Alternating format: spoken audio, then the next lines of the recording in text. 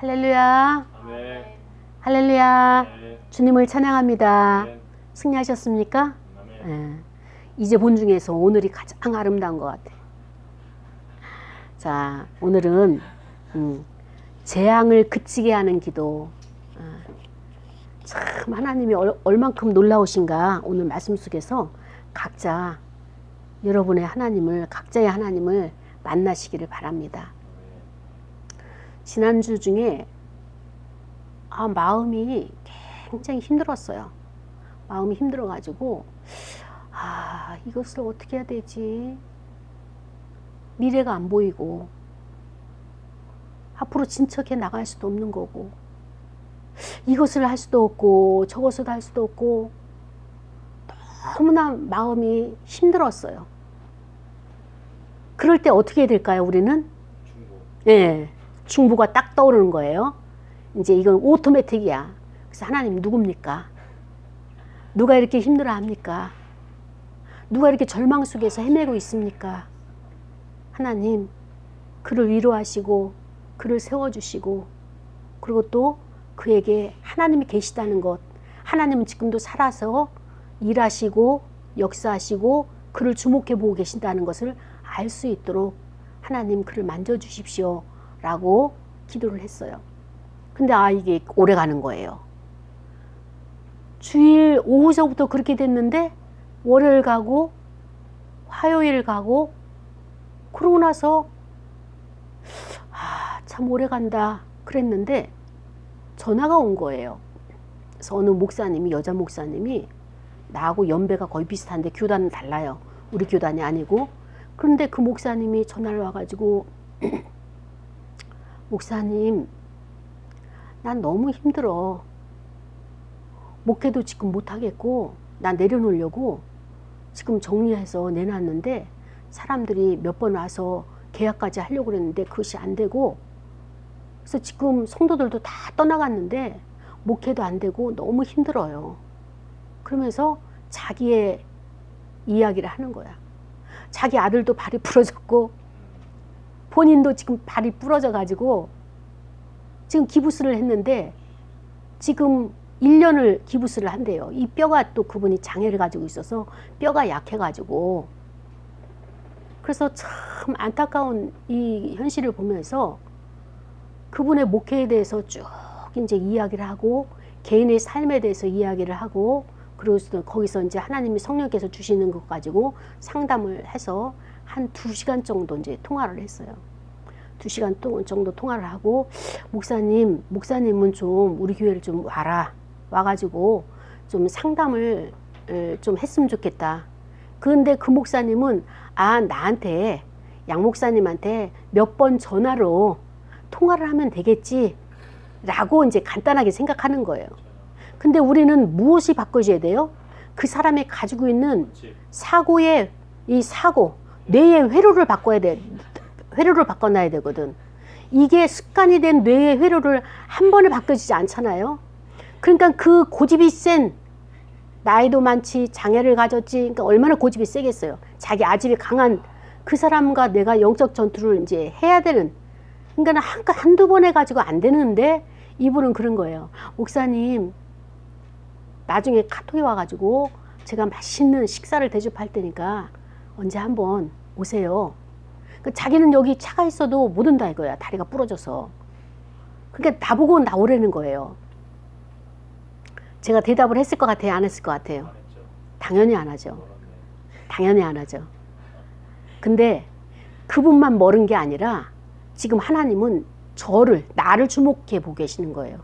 지금 하나님 저한테 사인을 여러 번 주는 거예요.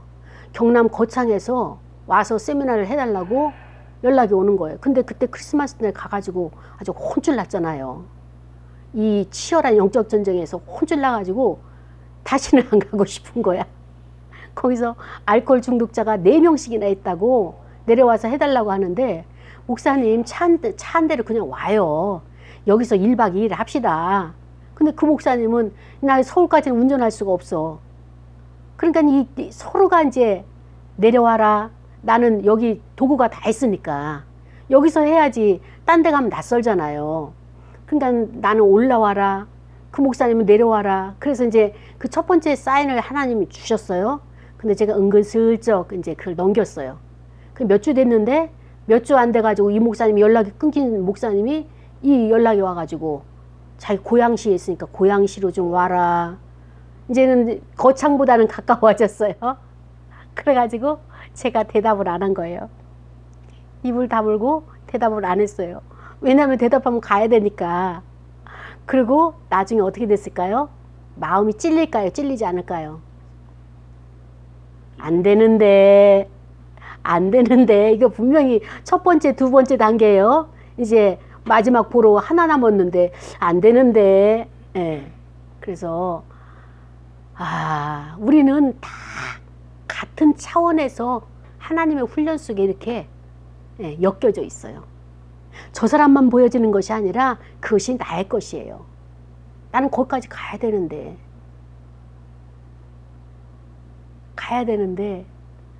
선뜻 대답이 안 나오는 거예요. 왜냐하면 이 상담이라고 하는 것은 영적 전쟁이에요. 그가 힘들어하고 고통스러워하고 절망하고 목회를 접어야지, 아무것도 없지, 그럼 나는 무엇을 하고 살아야지, 미래가 없는 거예요. 그러니까 얼마나 삶에 의미가 없으니까, 미래가 없으니까 살고 싶지 않겠냐고. 너무나 막막한 그 심정 이해해요. 나도 목회 현장에서 겪어봤으니까. 그 사람에게 공격했던 악한 영이 그를 짓누르고 누구에게 공격 와요? 나에게 공격 오는 거예요. 그러니까는 중보자는 어떻게 돼요? 누군가 힘들어하는구나. 파수꾼이니까 그를 위해서 중보하니까 여기서 승리하니까 어때요? 더 이상 이제 나도 나를 누르고 또 내가 거기에 압제당했으면 이게 내 문제인 줄 알고 또 눈물 콧물 흘리면서 또 몇 날 며칠 이렇게 또 불평불만하고 원망했더라면 이제 내가 쓰임받지 못하고 또 다른 누군가에게 하나님 맡기실 거예요. 근데 요거까지는 하나님이 열어주셔가지고 승리를 하니까 사역으로 연결시켜 주잖아요. 임재교회 사명은 이겁니다. 저만 그런 것이 아니라 여러분도 마찬가지예요. 그렇기 때문에 이 공동체로, 이 임재교회 공동체로 여러분을 불러주신 거예요. 그래서 이런 영적인 눈이 열려서 나 혼자 신앙생활이 아니라 우린 같은 지체가 연결돼 있어가지고, 그러니까는 그 현장에 가서 그 목사님의 그 목회 현장에 가서, 가정의 삶의 현장에 가서 어때요? 같이 싸워주고 그가 가지고 있는 견고한 진들을 이거를 깨부셔야 되는 거예요. 그러니까 이 영적 전쟁이 쉬울까 어려울까? 네. 성도들이, 다른 분들이 그래요. 제 이야기를 들으면 목사님네는 성도가 몇 안 되면서 목사님이 겪는 거 보면 한 성도 한 400명 정도 되는 줄 알아요. 한 사람이 너무나 다양한 문제들을 가지고 오기 때문에 하나하나를 다 각계전투를 하려고 하니까 한 400명 되는 성도를 목양하는 것 같다고 이렇게 이야기할 정도로 이제 얘기하는데, 우리가 이런 영적인 흐름을 먼저 알아야 돼요. 보이지 않는 세계, 그 영의 세계를 먼저 인정을 해야지 우리가 보여지는 현상, 살아가는 것, 이게 이해가 되는 거예요. 오늘 본문이 뭔가 하면은 다윗에 대한 이야기예요. 여러분, 다윗은 여러분이 많이 들어봤잖아요. 그리고 또 하나님도 마음에 합한 자라고 기뻐하는 인물이잖아요. 근데 오늘 다윗이 하나님 앞에 어떻게 살아가는지 우리가 한번 들어가 봅시다. 다윗의 삶을 들어가 보는 거예요. 그러면은 나의 삶도 보이는 거예요. 여러분의 삶도, 생활도 보이는 거예요. 그래서 다윗이 어느 날 있는데 갓이라고 하는 선지자가 왔어요. 갓이라고 하는 선지자가 다윗에게 말합니다. 당신은 올라가서 여부스 사람이 가지고 있는 타작 마당이 있어요. 농사를 지어가지고 이 타작하는 마당이니까 꽤 컸겠죠. 거기 그 타작 마당 이름이 뭔가 하면은 아라우나의 타작 마당인데, 여기다가 어떻게 되느냐, 여호와를 위해서 제단을 쌓으셔서, 이거 뭔가 좀 문제가 있는 거예요. 제단을 쌓으라고 하는 거니까, 제사를 드리라고 하는 거 보니까, 오늘날로 예배를 드리라고 하는 거 보니까. 그래서 다윗이 여호와께 명령하신 바 갓 선지자의 말대로 그렇게 올라갔어요. 아라우나의 타작마당에 올라갔더니 아라우나가 높은 데서 이렇게 보니까 뭐 행렬이야 말이죠. 거대한 행렬이 오잖아요. 그러니까는 거기에 보니까는 왕도 계시고 또 그의 부하들이 다 이렇게 오는데, 아우, 누구를 향해서 오고 있어요 지금? 예, 아라우나를 향해서 오고 있는 거예요. 그러니까 놀랄까요? 놀라지 않을까요? 깜짝 놀라는 거예요. 그래서 자기를 향하여 이렇게 건너오는 걸 보고 나서 그냥 맨발로 뛰어나가가지고 그 왕 앞에 얼굴을 땅에 대고 납작 엎드려가지고 절을 했습니다.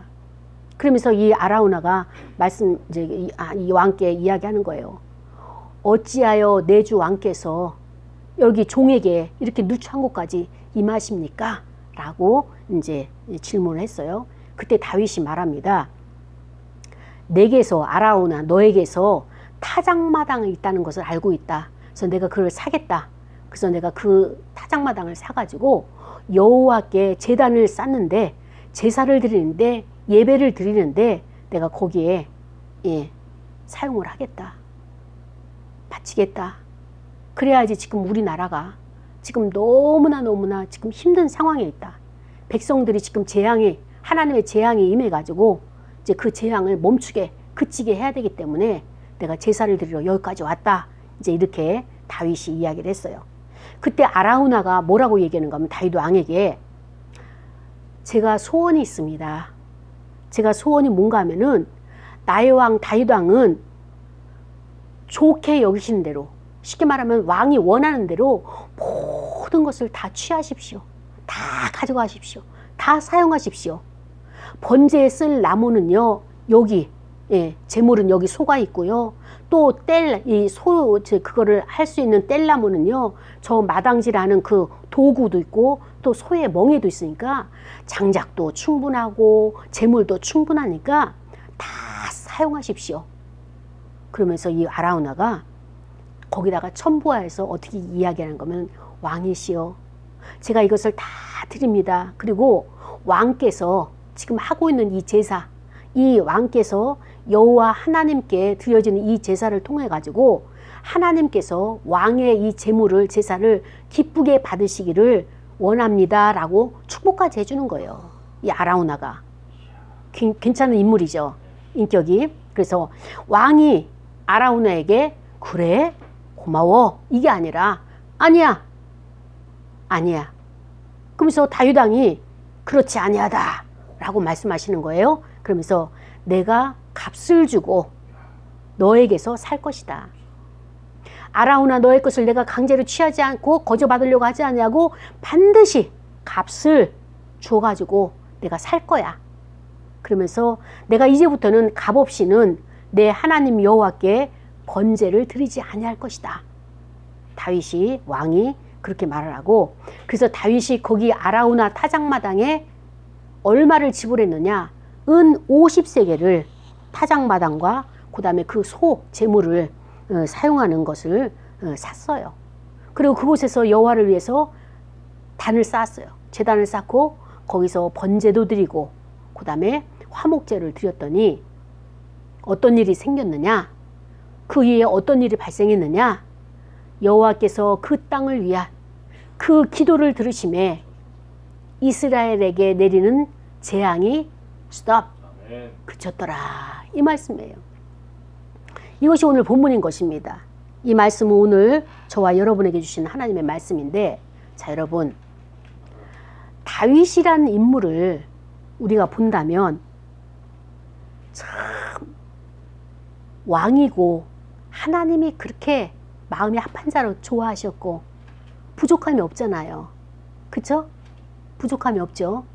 근데 왜 다윗에게는 고난이 많았을까요? 적었을까요? 네, 엄청나게 많았어요. 왜 그랬을까? 자, 그것을 우리가 찾아가는 거예요. 여러분 보고 찾으려면 하루 종일 걸리니까 제가 빨리 찾아드릴게요. 자, 다윗이 이 사건, 아라우나 타작마당을 찾아와서 제사를 드리기 이전에 어떤 일이 있었어요. 그렇죠? 어떤 사연이 있는 거예요. 근데 그 사연이 뭔가 하면은 다윗이 가만히 있으니까 심심한 거예요. 다윗이 심심할 때 어떻게 하죠? 옥상에 올라가가지고 누구를 취하게 된 거죠? 이제 솔로몬의 어머니 요압 저기 누구야? 바세바를 취하게 된 거잖아요. 근데 또 이 사건 이후에 지금 다윗이 뭔가 지금 마음이 채워지지 않는 것이 있는 거예요. 그러다 보니까 이 다윗이 무엇을 하는가 하면은 자꾸만 군사들의 숫자를 세는 거예요. 전투에 나가가지고 싸워서 이길 수 있는 용맹스러운 군사들이 이스라엘 지파에는 몇 명이고 유다 지파에는 몇 명이고 이것을 계속 계수를 하는 거예요. 근데 그 사건이 어디에 있는가 하면은 성경책 한번 찾아볼래요?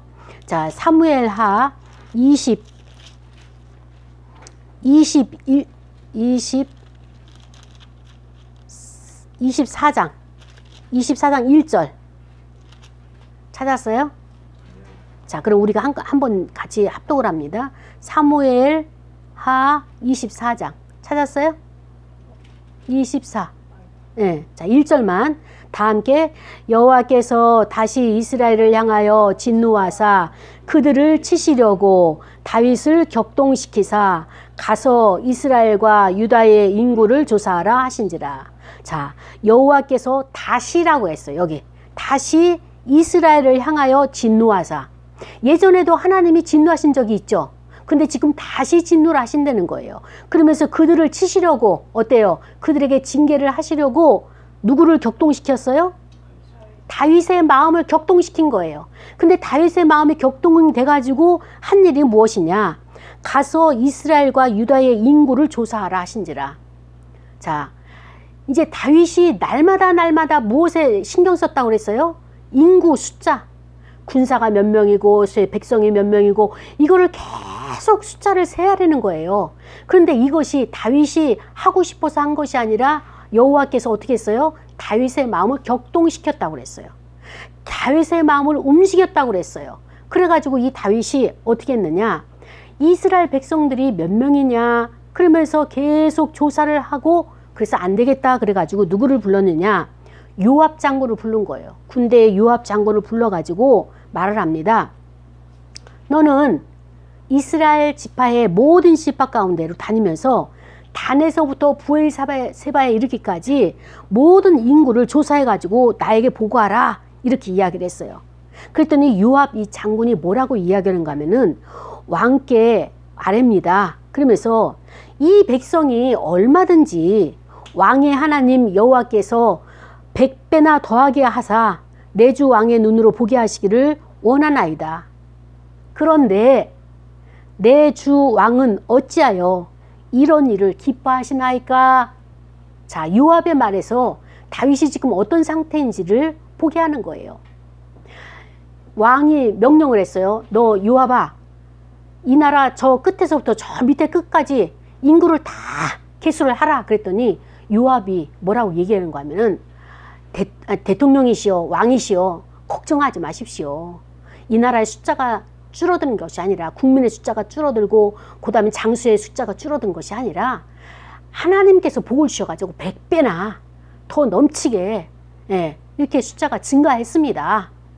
그런데 왕이시여 어쩌자고 왕은 맨날 허구한 날 일어나면은 그 숫자 헤아리는 것에 여기만 관심 있고 여기에 집중하고 있고 여기에 이렇게 마음이 묶여 있습니까? 요압이 그렇게 이야기한 거예요.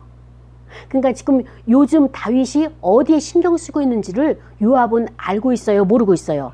예. 그때 다윗이 뭐라고 이야기하는가 하면은 왕의 명령이 뭐예요? 요압과 군대 사령관을 재촉하여 그냥 한 것이 빨리 가서 하라면 해 라고 하는 재촉하여서 요압과 사령관이 이스라엘 인구를 조사하려고 왕 앞에 물러가서 그 숫자를 어느 정도까지 인구 조사를 해왔는가 하면은 9달 20일. 그러니까 아주 샅샅이 산골 골짜기 기도원까지 샅샅이 뒤져가지고 그 인구 조사를 다 해가지고 온 거예요. 그래서 숫자가 여기 보면은 성경에 쭉 숫자가 나와 있는데 문제는 이제 그때서부터 다윗이 이 인구 조사를 하고 싶은 것이 누가 시켰다고 그랬어요? 하나님이. 네, 하나님이 그 마음을 역동을 시켰다고 그랬어요. 그런데 역대하 12장 1절에 보면은, 아니 역대상 21장 1절에 보면은 그 하나님께서 다윗의 마음을 격동시켰다고 했는데, 그걸 또 역대상 21장 1절에는 이렇게 또 표현하고 있어요. 사탄이 일어나 이스라엘을 대적하고 다윗을 충동하여 이스라엘을 계수하게 하니라. 이거 뭐예요? 이 사무엘 하 24장 1절과 역대상 21장 1절이 어떻게 이렇게 다를 수가 있죠? 같아요, 틀려요? 그렇죠. 하나님이 직접적으로 다윗의 마음을 역동시킨 것이 아니라 사단이 충동질할 때 하나님께서 보호를 하셨다, 하지 않았다? 안 했다. 예, 보호를 하지 아니하시고 그냥 내버려 두신 거예요. 하나님이 그냥 그가 가는 대로, 다윗이 그렇게 사단이 만지는 대로, 터치하는 대로, 그 집어넣는 대로 하나님께서 막지 아니하시고 보호하지 아니하시고 내버려 두니까 다윗의 역동은 사단이 한 것이다 라고 하는 것을 이렇게 우리에게 증명해 주고 있는 것입니다. 그래서 이 다윗이 이렇게 하나님께서 원치 않는 인구조사를 하다 보니까, 자, 인구조사를 하게 된 배경이 있어요. 그 배경이 여의치는 않지만은, 예, 이렇게 첫 번째는 이런 배경이에요. 이 앞전에 어떤 일이 있은가 하면 다윗이 이 인생사가 참 고단하잖아요. 그 아들 압살롬이 반란 혁명을 일으킨 거예요. 군사혁명, 정치혁명을 일으켜가지고 그 쿠데타를 일으켜서 실패를 했잖아요. 실패를 하고 나니까 압살롬도 잃어버리고 이 백성들의 마음이 다 사분오열돼가지고 떠나는 거예요. 이스라엘을 떠나고 유다를 떠나고 다른 나라를 가는 거예요. 그러니까는 왕이 돼서 왕의 입장에서 백성들이 더 불어나고 증가하는 것이 좋아요? 점점점 소멸하고 없어지는 게 좋아요? 그러니까는 다윗이 불안한 거예요. 내 백성이, 그렇지 않아도 다윗이 왕이 될 때는 두 지파 가지고 했잖아요. 유다 지파하고 베냐민 지파 두 지파 가지고 하다가 7년 6개월 동안 헤브론에서 있다가 마지막에 하나님께서 전 온 지파의 12지파의 왕이 되도록 이렇게 대기만성으로 이 다윗을 하나님께서 이끌어 가시는데, 이 숫자가 적어지니까 다윗이 불안해 가지고 인구조사를 하고 싶은 거예요. 도대체 숫자가 제대로 붙어 있는지, 얼마나 줄었는지 궁금하잖아요. 그때 요압이 옆에서 충고를 해주는 게, 하나님이 함께 하시니까 100배나 불었습니다. 염려하지 마소서, 불안해하지 마소서, 두려워하지 마소서, 이렇게 옆에서 이렇게 하는데도 나 못 믿겠다. 내가 지금 불안해가지고 도저히 이것을 하지 않고는 견딜 수 없겠다 라고 명령이니까 가서 해라 해가지고 이제 요압 왕이 그 부하들과 함께 이것을 해가지고 왔단 말이죠. 그런데 이제 문제는 뭐가 생겼는가 하면은 24장 10절을 보세요. 24장 10절 보니까 다윗이 백성을 조사한 후에 그의 마음에 자책하고, 자, 우리의 마음이, 다윗의 마음이 이렇게 또 변했어요. 자책하고 다윗이 여호와께 아뢰되 내가 이 일을 행함으로 큰 죄를 범하였나이다. 이제서 이것이 죄라는 것을 이제 눈을 뜬 거예요. 이미 9개월 20일 동안에 그 많은 사람들을 풀어가지고 하나님 앞에 이미 죄는 범했어요. 그러니까 하나님이 우리를 죄를 지을 때는 분별을 할 수 있는 이 분별력이 없어서 죄를 짓기도 하고, 어떨 때는 분별이 돼요. 이것을 해서는 안 되고 이것을 해서는 되고 분별이 되는데, 할까 말까 계속 어때요? 아까 초입에 이야기했잖아요. 하나님이 거창 가라. 두 번째로 고양시에서 사인이 와서 도우라. 근데도 지금 어때요? 지금 갈팡질팡하고 있는 이것처럼 아예 결단을 하게 되면은, 그래, 나는 아골골짜기를 간다. 내가 어느 사이즈 되고 사람이 많아야 되고 이거 나 다 떠나서 가라. 하나님이 사인 주시는 거 간다 라고 결단하면 나는 편해요. 근데 결단이 안 되니까 이 다윗이 그걸 모르고 그냥 행동해 버린 거예요. 행동하고 나서 9개월 20일이 지난 다음에 보니까 뭐예요? 내가 죄를 범했거든.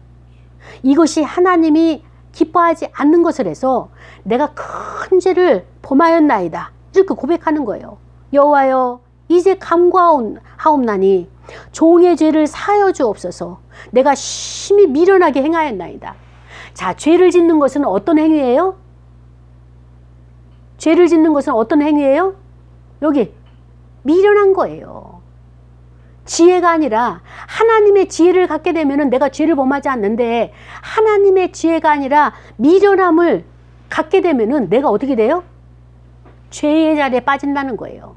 죄는 어떤 것입니까? 미혹이에요.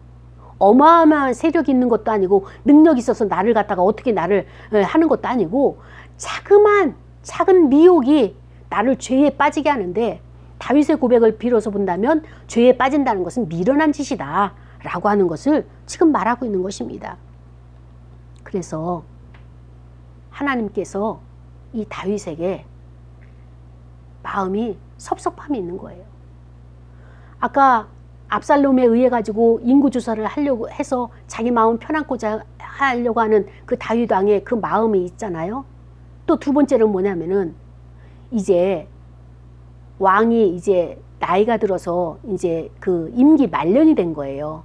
임기 말년이 되니까 이제 내가 얼마만큼 백성들을 다스렸고 백성들이 증가가 됐는가, 또 이 나라의 군사의 그런 그 힘의 그 상태가 어느 정도인가, 이것을 파악하기 위해서 다윗이 인구조사를 했다라고 하는 학자들이 두 가지 이렇게 이제 해석이 있어요. 근데 이제 중요한 것은 뭔가 하면은, 하나님이 인구조사를 하라 할 때가 있어요. 근데 아무 때나 하는 것이 아니라 하나님이 하라 할 때만 하는 건데, 다윗은 하나님이 하라 허락한 것이 아니라 자기가 충동에 의해서 자기 마음을 만족하게 하기 위해서 이 인구조사를 했단 말이죠. 그렇다면 이 다윗이 왜 인구조사하는 것을 하나님이 기뻐하지 않느냐? 다윗은 지금 그동안에 하도 전쟁을 많이 하다 보니까 전쟁의 용장이에요. 전략가예요. 그래서 전쟁이 났다 하면은 전략을 어떻게 하는지 잘 전략가라서 그 골리앗도 이기고 블레셋과의 전투에서도 늘 승승장구할 수 있는 그런 이렇게 군사란 말이죠. 장군이란 말이죠. 그런데 하나님을 의지하지 아니하고 말을 의지하고, 어때요? 네, 칼을 의지하고, 또 어때요? 군사를 의지하고 자기의 힘을 의지하는 거예요. 하나님이 이걸 기뻐하지 않는 거예요. 그 계수하고 숫자 헤아린 게 뭐가 잘못됐다고요? 근데 이 다윗의 중심을 보시고 너는 나를 의지하지 아니하고 보여지는 힘 있는 것을 의지하려고 하니 하나님이 여기에서 섭섭하신 거예요. 그래가지고 하나님이 첫 번째 어떻게 했어요? 사단이 이 다윗의 마음을 역동시킬 때 하나님께서 이렇게 방관하셨잖아요. 방치하셨잖아요. 그것처럼 또 어떤 일이 있는가 하면 16절 보세요. 24장 16절에 보면은, 자, 천사가 예루살렘을 향하여 그의 손을 들어 멸하려 하더니 여호와께서 이 재앙 내리심을 뉘우치사 백성을 멸하는 천사에게 이르시되 족하다, 이제는 내 손을 거두라 하시니 여호와의 사자가 여부스 사람 아라우나의 타작마당 곁에 있는지라. 자, 하나님께서 천사를 통하여 가지고 어떻게 합니까? 재앙을 내리셨어요. 재앙을 내렸는데 하나님은 굉장히 신사적인 분이에요. 이제 다윗이 잘못하고 이 죄에 대해서 회개를 해야 되는데, 자, 하나님이 갓 선지자를 통하여서 1, 2, 3를 주신 거예요. 첫 번째가 뭐냐? 첫 번째가 1, 2, 3 중에서 하나님께서 그 다윗에게, 다윗아, 너의 죄를 자복하고 회개를 원한다면 이 셋 중에 하나를 골라라. 첫 번째가 뭔가 하면은 너의 나라가 7년 동안 기근이 들 것이냐. 또 두 번째는 뭐냐면은 다윗 왕이 원수에게 쫓겨가지고 석 달 동안에 떠돌아다니는 것을 할 것이냐, 도망다니는 것. 세 번째는 이 땅에 사흘 동안, 3일 동안에 전염병을 돌게 할 것이냐. 셋 중에 하나 골라라. 여러분 어떤 거 고를 거예요? 다 안 고르고 싶죠? 이 다윗은 그래도 양심이 있어가지고, 여호와 하나님, 제가 첫 번째 7년 기근은 이 나라가 완전히 망합니다. 두 번째 뭐예요? 석 달 동안에 전전긍긍하는 도망다니는 것. 제발 비오니 제가 여호와의 손에 붙여진 것으로 훈련받는 것을 만족하지 사람 손에 나를 붙이지 마옵소서. 다윗이 하나님 앞에 간절히 간구하면서 세 번째를 선택을 한 거예요. 3일 동안에 전염병을 온 전역에 단에서부터 부에세바까지 전염병이 퍼지니까 그때 죽은 숫자가 7만 명이 된 거예요. 7만 명이 되니까 어떻게 돼요? 자, 17절 한번 읽어봅시다. 17절, 16절은 여호와께서 이 마음을 뉘우쳤잖아요. 내가 다윗에게 너무 가혹하게 이 형벌을 하는 것 같아서 마음이 아팠어요. 그래서 천사에게, 형벌을 주는 천사에게 어땠어요? 스톱, 이제 됐다, 내 손을 거둬라, 이렇게 말씀하셨잖아요. 자, 17절 봅니다. 다윗이 백성을 치는 천사를 보고 곧 여호와께 아뢰어 이르되 나는 범죄하였고 악을 행하였거니와 이 양무리는 무엇을 행하였나이까? 청하건대 주의 손으로 나와 내 아버지의 집을 치소서 하니라. 자, 그렇습니다. 자, 여러분, 다윗 왕이 가장 고통스러울 때가 언제일까요? 내가 고난을 받는 게 힘들까요? 아니면 자식이 고난받는 게 힘들까요? 자식이죠. 근데 여기에서 다윗은 왕이기 때문에 내가 고난받는 게, 왕이 고난받는 게 힘들까요? 백성이, 국민이 고난받는 게 힘들까요? 지금 7만 명이라는 백성이 죽고 나니까 이 다윗이 너무너무 가슴이 아파가지고 견딜 수가 없는 거예요. 죄는 내가 졌어요. 범죄는 내가 했는데, 내가 악을 행하였는데 이 양무리가, 이 백성이 무엇을 하였길래 생명은 이 백성들이 죽어져 나갑니까? 이것을 이제 다윗이 깨달은 거예요.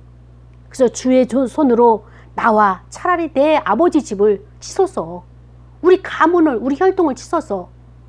그러니까는 내 수하에 있는 부하들, 내 직장에, 내 사무실에 있는 직장들, 그 다음에 또 내가 하는 자녀들, 내가 잘못되는 것이 오히려 낫지 그들이 잘못되는 것을 볼 수가 없는 거예요. 다윗이 이것을 알고 그때 어떻게 했습니까? 갓 선지자가 짠 하고 나타나서 아라우나 마당에 가서, 타작 마당에 가서 제물을 쌓아서 하나님과 화해하십시오 라고 하니까, 아우 나 일정이 바빠서 못 가는데, 이런 말 나오겠어요? 즉시 가는 거예요. 즉시 가는 거예요. 근데 거기 보너스로 뭐가 나옵니까? 예전에 여기 지금 이 사무엘 하 24장에 인구조사로 인해서 이렇게 됐지만은 또 법궤를 갖다가 가지고 나오다가 우사라고 하는 자가 그 법궤를 눌러가지고 그 자리에서 죽었잖아요. 그래서 그것을 어때요? 오베데돔 집에다가 3개월 동안은 하나님의 법궤를 뒀다가 나중에 다윗성으로 이제 올 때에, 그때 다윗도 하나님 앞에 자숙하는 시간을 3개월 가졌잖아요. 그때도 그냥 제사를 드릴 수 있었는데 이 오랜 고난과 연단과 훈련을 받다 보니까 다윗이 이제 지혜가 팍팍 열리는 거예요. 정신을 번쩍 차렸어요. 그래가지고 아이고 내가 이거 왕이니까 거저 갔다가 할 수도 있어요. 왜냐하면 국군이잖아요. 나라를 위해서 제사 드리는 거니까 사용할 수도 있는 거예요. 근데 철저하게 이제 경계를 앓은 거예요. 나의 것은 나의 것이고 너의 것은 너의 것이고 백성의 것은 백성의 것이고 왕의 것은 왕의 것이고, 이걸 알아서 내가 아무리 왕이라 할지라도 백성의 것을 내가 함부로 착취하거나 함부로 그들이 바친다고 해서 먹을 것이 아니다 라고 하는 것을 다윗이 깨달은 거예요. 인구조사 하나로 인해 가지고 하나님이 이렇게 나를 보호하지 않으면 나는 사단의 공격에 타켓이 될 수밖에 없다는 것, 노출되어 있다는 것, 그래서 하나님의 은혜로 내가 왔다는 것을 알게 하신 것처럼, 그 다음에 또 하나님께서 하나님의 것을 하나님에게로, 사람의 것을 사람에게로 가는 이런 경계까지도, 지혜까지도 얻게 된 거예요. 명쾌하게. 그래서 이 아라우나가 와가지고 극진하게 왕을 대우하면서 왕에게 모든 것을 다 사용하시라고, 나는 욕심도 없고 그 다음에 또 아무런 것도 없이 다 바치겠노라고. 자, 여러분, 우리 국가에서요, 어느 한 사람에게 이 타작마당이 너무 좋으니까 이걸 국고로 환수한다 그러면 우리나라 사람 어떻게 할까요? 예? 데모. 법원에다가 어때요? 이렇게 저기 하고 인권이 뭐 아니면은 뭐 법원에다가 뭐 넣고 하면서 난리가 나잖아요. 강제로 뺏어간다느니, 있을 수 없는 일이 일어난다니, 민주주의 사회에서 어떻게 이런 일이 있을 수 있느냐고. 이런 것들이 있는데 이 아라우나라고 하는 사람은 얼마나 성숙한 사람인지 이제 나이도 있고 하니까 이거는 하등에 중요치가 않다. 그래서 나라가 지금 재앙이 일어나가지고 어려운 판국인데 나의 것을 바쳐가지고 이 나라가 제대로 돌아온다면 나는 기꺼이 희생하겠다. 이런 마음으로 아라우나도 자기의 타작마당을 바쳤고, 그런데 더 놀라운 사실이 이 다윗 왕이 아주 성숙해진 거예요. 떠돌아다닐 때 어때요? 그냥 재단에 가가지고 아히멜렉한테 아무 떡이나 달라고 그래서 고기와 떡을 먹고, 그러고 나서 길 떠나면 그만이고, 그러니까 떠돌이 생활할 때는 책임감 없이 그냥 싸움만 한 거예요. 그리고 또 이렇게 오베데돔 집에서 제사 드릴 때도 모든 것 다 사용한 거예요. 그러나 이제 아라우나의 타작마당에 와서는 내가 그렇게 안 살 것이야. 더 이상 나 그런 삶을 살고 싶지 않아. 하나님의 것을 하나님께 드리고 사람에게도 내가 부당하게 취하지 아니하고 사람에게도 내가 부당하게 요구하지 않을 거야. 왕이라고 내가 힘이 있다고, 내가 권세를 가지고 있다고, 내가 좀 더 많이 한다고 사람들에게 갑질하지 않고 또 사람들을 짓밟지 않고 나는 정말로 인격적으로 그들을 대할 거야. 다윗의 인생에 있어서 이렇게 훈련이 많은 이유가 무엇인가? 무엇입니까? 연단이 왜 많을까요? 하나님이 다윗에게 왜 연단을 주실까요? 리더. 다른 말로 이야기하면 뭐예요? 이미 왕이에요. 왕인데도 아직도 지금 훈련받고 있는 거예요. 뭐예요? 인격을 갖추기 위해서. 자, 인격이 안 갖춰졌다는 것은 무엇을 말하는 거냐면은 다윗이 왕의 위치에서 생각할 수 있는 것을 생각을 해야 돼요. 나는 왕이니까 네 것 좀 착취해도 괜찮아. 나는 왕이니까 이 나라를 위해서 네 거를 좀 가져다 써도 괜찮아. 라고 하는 것은 폭력이에요. 내가 왕이기 때문에 모든 것을 할 수 있는 것은 아닌 거예요. 그는 남용을 하고 있는 거예요. 이것을 이제 다윗이 알게 하기 위해서. 아직도 다윗은 왕이지만 성숙하지가 않은 거예요. 미성숙한 거예요. 쉽게 말하면 어리석은 거예요. 아까 했잖아요. 미련한 자예요. 왕이기 때문에 다 군림하려고 하고 내 맘대로 하려고 하는 것, 자기 중심적인 것, 이거 하나님이 다 고치시는 거예요. 그 옛날에 그 몇천 년 전에 이 다윗의 가지고 있는 심성을 하나님이 보시고, 그래, 내가 너를 왕의 자리에 올려놨지만 아직 너 해결이 안 됐어. 그래서 하나하나 그 분야 하나하나를 하나님이 다루시는 거예요. 사랑하는 여러분, 저와 여러분 안에 부족함이 있죠. 그것을 우린 뭐라고 표현해요? 열등감이라고 표현합니다. 그 열등감 하나하나 우리 성숙한 자리로 변화시켜야 될까요? 그냥 가지고 가야 될까요? 변화하셔야 됩니다.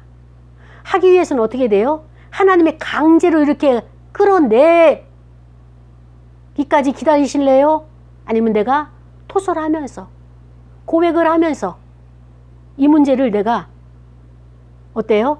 자진납세 하시렵니까?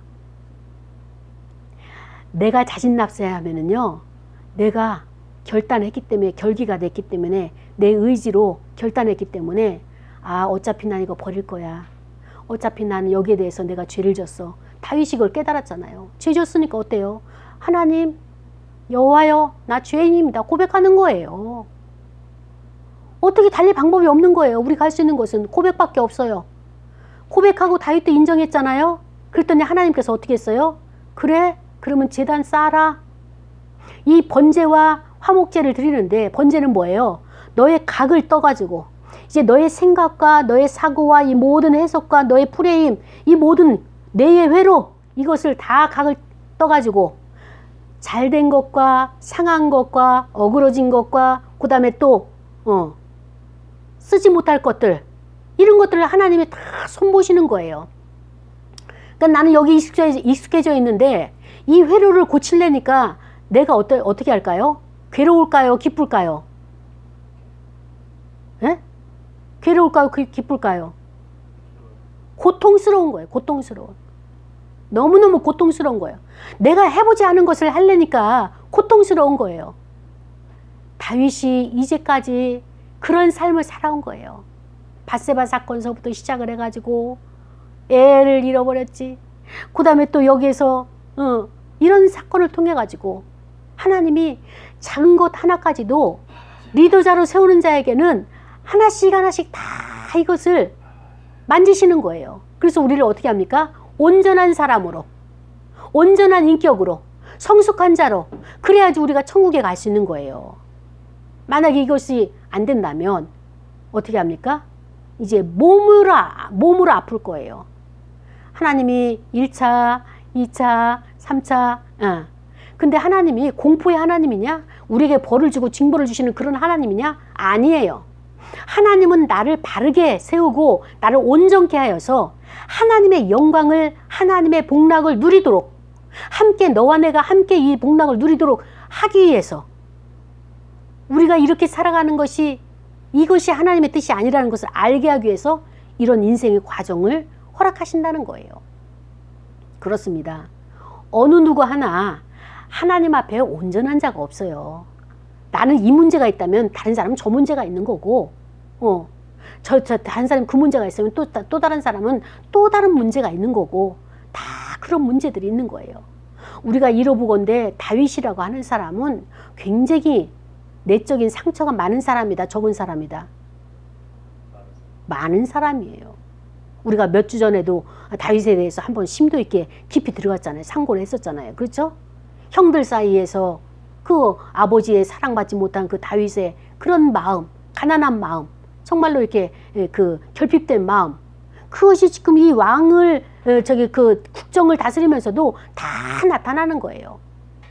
아니 심심하면은 뭐 소일거리를 만들든지 해야지. 왜? 자기 마음이 허전한 거야. 이제까지 살아오고 왕의 노릇을 했는데도 뭔가가 허전하고 이것이 양이 안 차고 더 큰 것을 바라다 보니까 계속 인구 숫자만 세고 있다가 하나님 기뻐하지 않고 사람을 의지하고 그런 힘을 의지하는 것을, 그걸 하나님이 보시고 가만히 계시지 않냐고 이 갓선지자를 통해서 그것을 딱 끌어내시는 거 보면서, 사랑하는 여러분, 그렇습니다. 이 생활을 하는 데 있어서 하나님이 여러분에게 하나씩 하나씩 가르치시고 어때요? 조명하시고 지적을 하세요.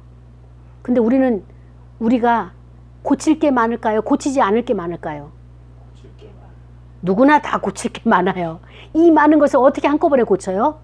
근데 그 순서는 누가 정하느냐? 하나님이 정하시는 거예요. 어떻게 정하실까요? 예? 사건까지도 안 가요. 지금 여러분이 딱 떠오르는 거, 그거 지금 주목하시는 거예요. 여러분 마음속에 찜찜한 거 있잖아요. 저 지금 거창에서 오라, 고향에서 오라 그랬는데 대답 안 하고 이렇게 있는 거 봐봐요. 이게 뭔가 찜찜한 거예요, 지금. 요게 사인인 거예요, 저는. 여기 순종해야 돼요. 여기가 좋사오니 에어컨이 있고 밖에 안 나가도 되고 왔다 갔다 피곤하지도 않고 여기 있어서 말씀 공부하고 말씀 준비하고 있어도 다 중보하고 상담하고 여기가 좋았거든요. 근데 하나님이 자꾸 밖으로 끌어내시는 거예요. 이제 안 된다. 쉴 만큼 쉬었으니까 이제 나가라. 이게 밖으로 끌어내시는 거예요. 근데 나는 여기가 좋사오니 엉덩이를 탁 붙이고 안 나가려고 할 때 하나님 어떻게 하실까요? 뻥, 뻥. 지금 밖에서 이제 사인을 하는 거예요. 여기에 2단계에서 순종해야 돼요. 2단계에서 순종해야지 2단계를 놓치게 되면 이제 나에게도 사연 있는 사건들이 터지게 되는 거예요. 그러면은 그래? 그러면서 하나님이 사건을 뻥 선물로 주시면은 이거 수습하려고 또 많은 시간을 또 이제 소진하게 되죠. 그리고 에너지 소진하게 되고 또 물질 손실이 오게 되고 그러면서 이제 깨닫게 되는 거예요. 다윗처럼. 아, 이게 하나님의 뜻이 아니었었구나. 내가 왜 하나님을 제대로 묵상하지 않고 그 뜻을 발견하지 못해서 이렇게 또 내가 실수를 범했을고, 그리고 그 가슴을 도려내는 고통의 시간을 갖게 되는 것을 볼 수가 있습니다. 그렇습니다. 사랑하는 여러분, 우리는 그것조차도 내가 할 수가 없어요. 내가 할 수 있는 것은 무엇이냐? 하나님 도와주세요. 하나님 도와주세요. 내 마음도 내 뜻대로 안 되잖아요. 저 사람 마음 내 뜻대로 할 수 있어요? 안 돼요. 나도 좋은 거는 계속 하고 싶어요. 싫은 거는 안 하고 싶어요. 그게 우리잖아요. 연약한 모습. 근데 이것을 하나님 나 좀 도와주세요. 난 도저히 내 힘으로는 이 문제를 해결할 수가 없어요. 라고 하는 것들이 있을 거예요. 저도 지금 그렇게 나가라 하면 이걸 감당하지 못하는 문제 중에 하나인데, 그래서 어찌됐든 하나님이 나가라 하면은 나가야죠. 순종해야죠. 힘들고 피곤하더라도. 그래서 지금 하나님 순종합니다. 일단 말씀으로 입술로 이제 선포를 했어요. 순종합니다. 저는 늘 순종합니다. 순종합니다. 그것이 언제? 그러니까 하나님이 처음 주실 때는 좋은 조건을 줘요. 근데 이 기회를 잃어버리게 되면 두 번에는 나쁜 조건. 처음보다는 나쁜 열악한 조건. 또 두 번째 기회도 잃어버리면 세 번째는 더 열악한 조건 주시는 거예요. 그래서 우리는 처음에 사인 내가 딱 받았을 때, 아, 이게 하나님 뜻이구나 라고 알았을 때 우리는 얼른 어떻게 해요? 첫 번째 순종해가지고 하나님의 그 뜻을, 하나님을 영화롭게 하고 기쁘게 해서, 그러면 하나님 말할 수 없는 축복의 통로가 거기서부터 열리는 거예요. 그래서 내 힘으로 안 되는 문제들 하나님 도와주십시오. 하나님 도와주세요. 우리는 기도하는 거예요. 그래서 오늘 다윗이 어떻게 했습니까? 자기가 왕이 그 죄를 범해가지고 백성들이 다 7만 명씩이나 죽어